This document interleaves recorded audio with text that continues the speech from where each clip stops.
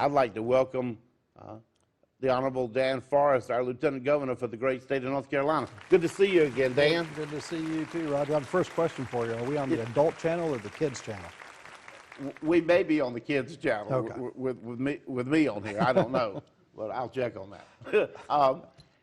Dan, you know, you've been in office for 2 years now, and a lot of our viewing public may not know you. They may be Yankees that have moved here, or people that have moved in from other states, or you know, just a wide variety of our. You never know who's watching.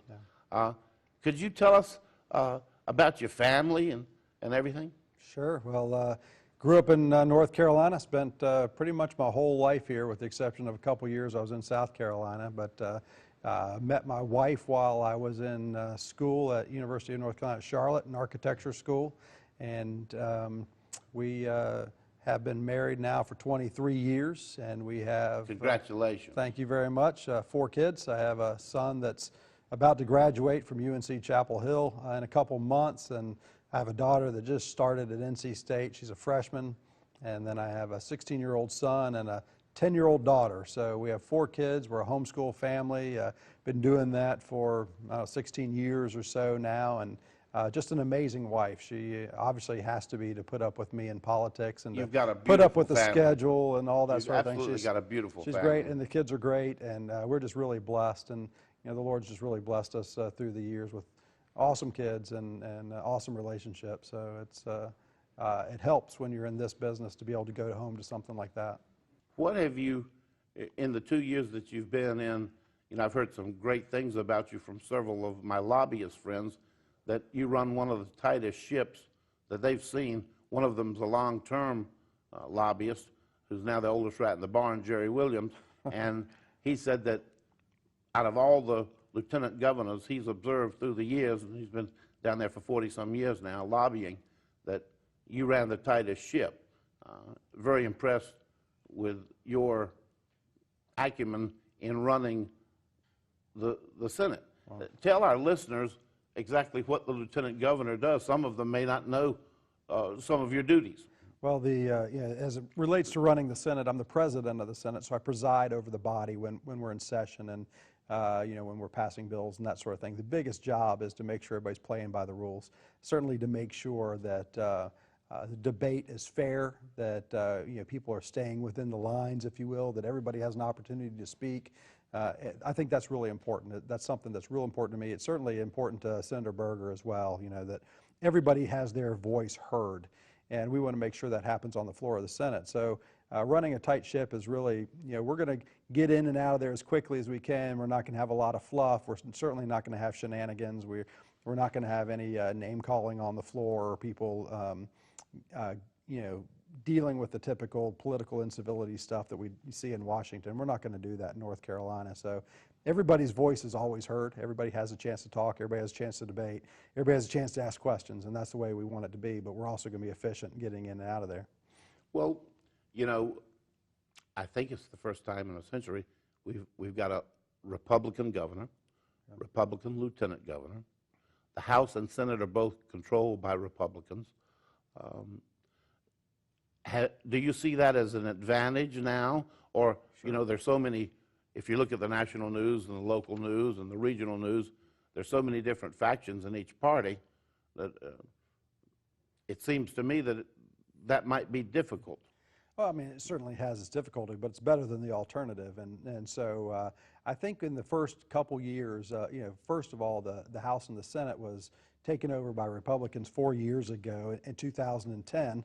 And, you know, they were kind of running on all cylinders. When the governor and I got elected, those bodies were moving full speed ahead. They had their policy lined up. They knew what they were going to do. And, you know, the governor and I were still trying to figure out where the light switches were and the bathrooms were, because you don't get a manual when you come into office. It's just you figure it all out yourself, and you start running. And so 2 years ago was a little bit more difficult because all the personalities were trying to figure each other out. But now we're at a different place, and I've seen the kind of tensions calm down a little bit, and I've seen people start to get along, and people start to build relationships that they didn't necessarily have time to build 2 years ago. So I think it's going to be a distinct advantage as we move from here on out. Just curious, What made you decide to make the move out of architecture? I know you spent your career as a partner in one of the largest architectural firms in the state. To make that move into public service, because I know you're a good Christian man. I know you're ethical, and I've gotten to know you over the last couple of years through our mutual friend Chris Stone, who's has his own ad agency in Raleigh, but he's also the founder and CEO of something that exploded globally called Faith Driven Consumer. I happened to be Chris's first board member on Faith Driven Consumer, so I was right there in the beginning when he was starting the group, and now it's Unbelievable he's all how over the that's place. It really is unbelievable how that's exploded, having a isn't great it? impact, yeah. He's been on our show several times, and I'm just amazed at how that thing is shot off like a rocket ship. Yeah. That says a lot about the need out there. But you know, it's very interesting on this faith-driven consumer movement. A lot of people think us Christians just sit around and watch Christian TV. I hope you watch. Don't turn the channel, but sit around and read the Bible all the time. We're consumers. Yeah. Yeah, there's a huge market out there. In fact, if you just took the people that self-identified evangelical Christians that said, I make buying decisions based on my faith and based on how I feel the marketplace is treating me. If you just took that segment of the population, we'd be one of the largest economies in the world.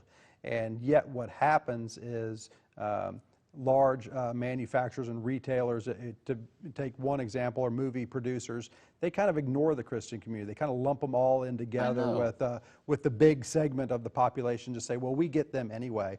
And that's really not the case. And so the work that Faith Driven Consumer is doing is what they really call an add us in campaign. Let us be a part of everything else that you do. So you know, these companies, they micro-target all kinds of demographics, but they don't micro-target the faith-driven consumer. And so that's the work that they're doing, is to say, you know what, it's diversity, multiculturalism, all that stuff aside, just add us into the mix, if you will, and pay attention to us because we're one of the largest segments of the purchasers out there in the world. Well, a lot of people have asked me to ask you this. They're concerned down on the coast about the incentives being taken away from the movie industry there. Tell us what the real story is. Well, I think anybody that's having their incentives taken away are going to be concerned about them being taken away. I mean, the real story behind it is, I think, the story that a lot of people don't want to hear, and that is there have been multiple studies done on this. The jobs that are created in North Carolina by the incentives for the movie industry are not as great as everybody says they are. They're in number. It's a lot of money that we spend. A lot of people would say, well, you know, when those movie companies come in and they create a movie in North Carolina, they're generally LLCs. They're short-term companies that set up shop. They're not coming here and MGM is setting up a studio in North Carolina and they're hiring thousands of people to do that movie and the next movie and the next movie. That's not the way it operates. They bring in their people from California. They come in, they shoot a movie, they leave, the money goes back to California with them. There's all these types of issues. So the numbers, Very interesting. if you're being really transparent with the numbers in the movie industry, you'd realize that it's probably not a real good deal for taxpayers of North Carolina to do that. The challenge with it is everybody, it's a feel-good thing. Everybody likes to say Iron Man was filmed out on the coast of North Carolina, and we take pride in that. We take pride in the movies that are shot here. You know, from a deal of the government saying this is how we should spend taxpayer money, you know, if you just want it to be pride in North Carolina to say those movies are shot there, that's one thing. But if you went around the state and asked every North Carolinian, would you be willing to pay $100 for Iron Man to be shot in North Carolina, I'm sure you'd probably get a resounding no across the board for that. I vote no on that. What about the innovation in the aerospace industry in North Carolina? I think a lot of people are fascinated with that. Well, you know, I guess the reason we're talking about it is because you know that we're taking it on in the Lieutenant Governor's office. Is one of those things that's important to us. I made the governor asked me to go to the Paris Air Show a couple years ago on his behalf because he couldn't make it, and went over there. And this is one of those places where, you know, every CEO and president and chairman of the board of every aerospace company in the world is in one place at one time. And, Wow. you know, because I have governor in my name, I get to go meet with them and set up meetings. We had 30-some meetings. We did it last year in England, too. Every year they switch off. And just blown away by the level of meetings we could have and the access to these executives that make decisions about where their companies go. And you know, when you're looking at the aerospace industry, it is still one of the fastest growing industries out there. There are 2 places in the world that they are moving the production and R&D manufacturing of their new airplanes and their components, and that is Asia and the southeastern portion of the United States.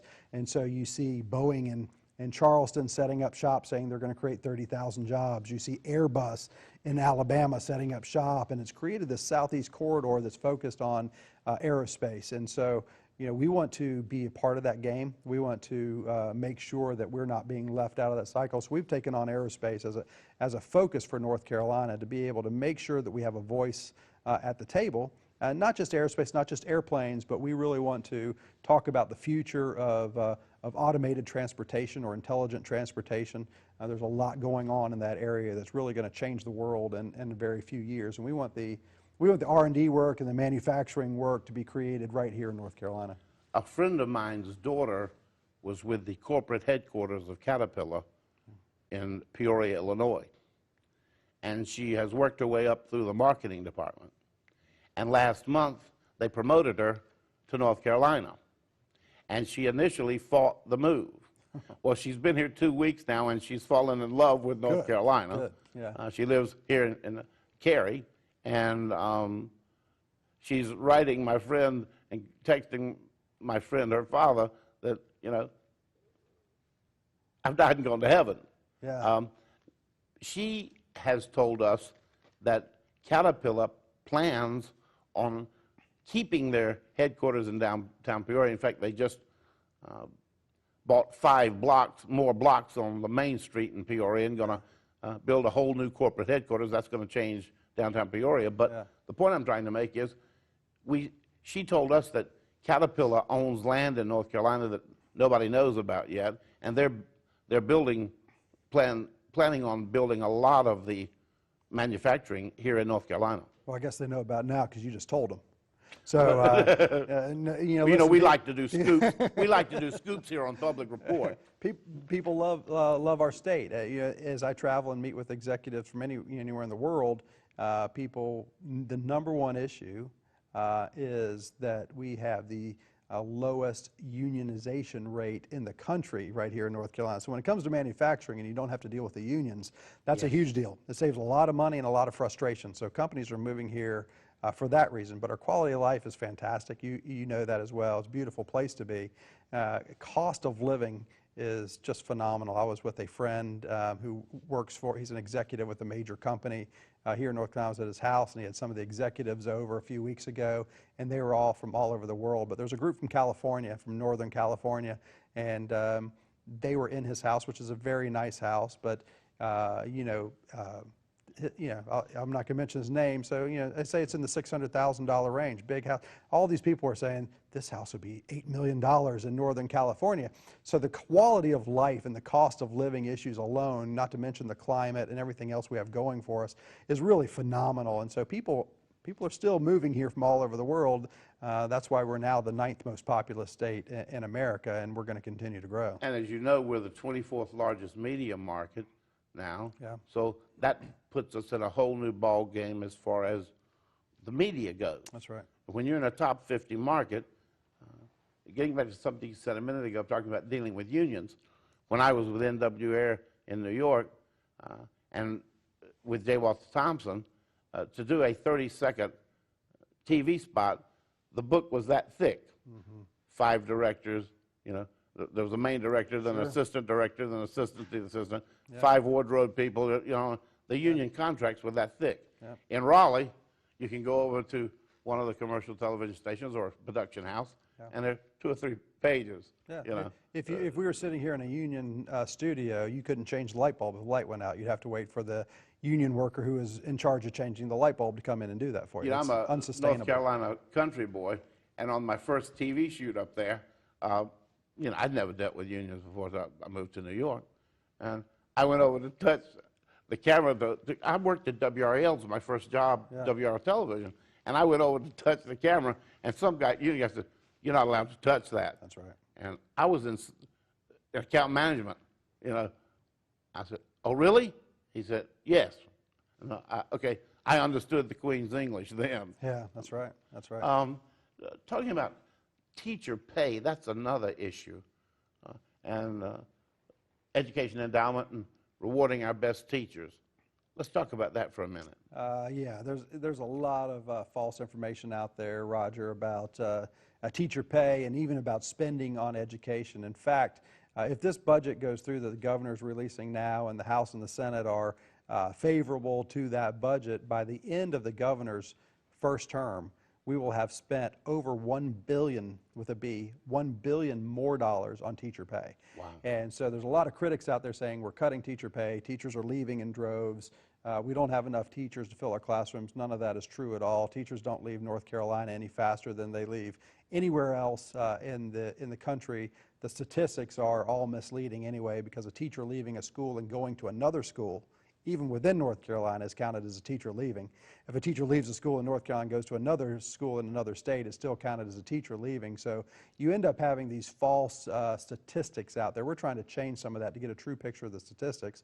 The number of students in the universities that are going to get teaching degrees is dropping. It's fallen significantly, but the deans of the schools of teaching at the universities are saying it's because parents are talking their kids out of going into teaching, not because kids don't want to go into teaching. So, and they also say there's enough teachers in the pipeline to fill the positions that are out there. So we have some issues. There's no doubt we have issues, but as Republicans, we've been raising teacher pay. We gave teachers the largest pay raise they've had in the history of North Carolina, and we're making good on that in this budget cycle.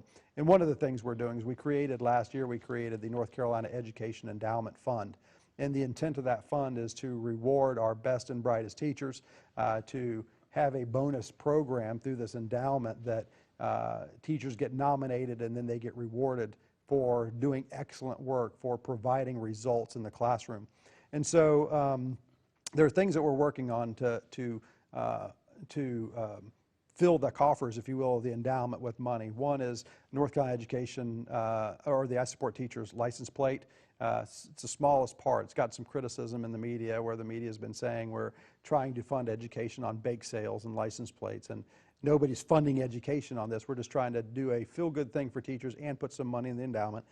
Then you can also, there's a checkoff box on your tax form. So if you're filling out your taxes right now, you can check off, say, I want my money a portion of my tax return to go to the Education Endowment Fund. And if you're a corporation or individual, you can give a tax-deductible donation to that. And so we have some corporations that are willing to put money in that to reward our best and brightest teachers. And so you're going to see some of that in the budget as well, and we're going to start using that to reward our teachers.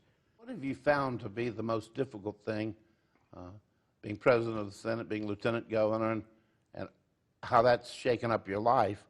I know your mother was involved with politics, but you've never held political office until 2 years and a few months ago.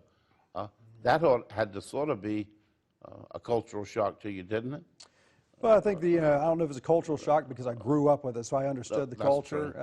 I knew what I was getting into. There's nothing really glamorous about politics. I think that, if there's a getting used to, it really probably is on your family more than me, because I have pretty thick skin. Certainly, nobody ever wants people saying bad things about them, especially when they're not true. And so, you have to deal with that every single day. There's people telling lies about you and saying horrible things, especially in this day of social media, where people can create a false name and they can go out on the internet and say whatever they want with absolutely no accountability and no consequences. When I worked for Governor Martin for 8 years, his favorite expression, his father was a Methodist minister from Greenville, South Carolina. And he's a pretty mean tuba player, and he loves the Embers and loves beach music like I do, and rhythm and blues music. But his favorite expression was he didn't care what the News and Observer said about him as long as they spelled his name right. Yeah. Because we would all the time send him negative articles. Yeah. And he was a college professor. Quick funny story.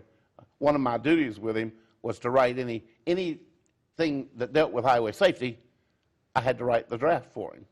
Well, the first draft I wrote for him, I said, we're going to do this, we're going to do that, we're going to send this over. And he sent it back to me the next day through his secretary, Dottie Fuller, because she had told me that if there's a red dot on the top of the letter, he wanted it on his desk by 8 o'clock next morning. Well, it turned out the next 8 years, every letter we got was a red dot on it. But anyway, Martin decided that he was going to make the drunk driving issue one of his top 8 priorities due to his background. I worked for the man for 8 years and never heard him cuss, never heard him say anything bad about anybody. So seriously, never heard him say anything negative about it. We were getting murdered over in the General Assembly. We got, in 8 years, as far as highway safety was concerned, we got 2 bills passed. And that was with the help of mad mothers. We got the BAC lowered to a .08 from a 10, and we got the seatbelt law passed. Other than that, you know, good luck to you. But how have you, being a Christian and walking the walk and talking the talk like you do, and I know you do, how have you somehow learned to deal with the dirty aspects of politics?